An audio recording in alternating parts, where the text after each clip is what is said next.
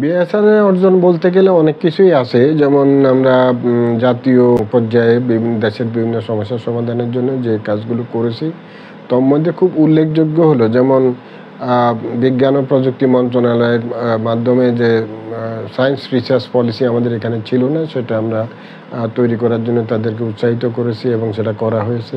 কিভাবে বাংলাদেশে বিশেষ করে গবেষণা প্রতিষ্ঠানগুলোর জিডিপিতে কী ধরনের অবদান আছে সেটি আমরা তৈরি করার জন্য সরকারকে আমরা অনুপ্রাণিত করেছি এবং সেটা করা হয়েছে।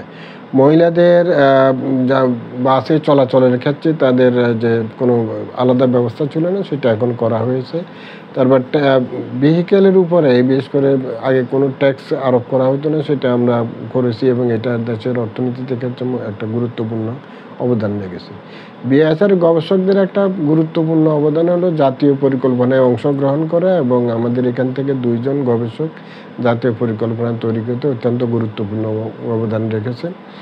এরপর আমরা যেটা আরও খুব গুরুত্বপূর্ণ বিষয় করেছি আমরা, সেটা হচ্ছে যে আমাদের ন্যাশনাল পার্টিসিপেটরি প্ল্যানিংয়ের একটা সিস্টেম আমরা এখানে ডেভেলপ করেছি।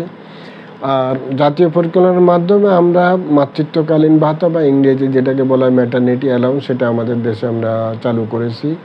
আর বিশেষ করে বিভিন্ন মাইনরিটি গ্রুপ যারা আছে, ক্ষুদ্র নৃগোষ্ঠী, তারা যাতে স্থানীয় পর্যায়ের ইউনিয়ন পরিষদের লেভেলে তারা কীভাবে অংশগ্রহণ করতে পারে, সেটাও আমরা একটা পলিসি তাদের করেছি, যাতে কোনো রকমের আইনগত পরিবর্তন না এনেও এটা করা যায়, সেটা আমরা করেছি। আমরা এই পর্যন্ত প্রায় ২০০-র উপরে গবেষককে আমরা প্রশিক্ষণ দিয়েছি এখানে, যারা জাতীয় এবং আন্তর্জাতিকভাবে এখন বেশ প্রতিষ্ঠিত হয়েছে।